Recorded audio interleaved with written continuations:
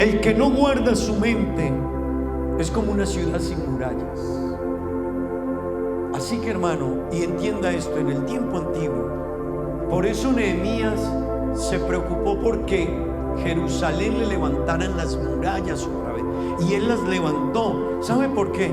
Porque una ciudad que tuviera los muros caídos, entraban los perros del monte, entraban los leones, se llevaban los niños, entraban los tigres, se llevaban los niños, entraban los guerreros enemigos y hacían lo que querían con toda la gente y se llevaban la riqueza. Así que ellos decían, lo que hay es que levantar muros, y cuando levantas muros y cierras la puerta y te fortalece, entonces el que quiera llegar a esa ciudad se encontraba con una muralla impenetrable. ¿Sabe qué necesitamos en nuestra mente?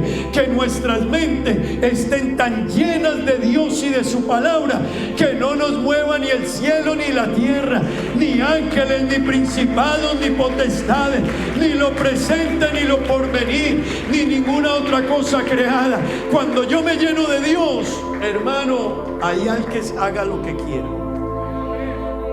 Puede ser el que sea, es que es el líder de la iglesia y salió con algo. Ay, pero yo sigo a Cristo.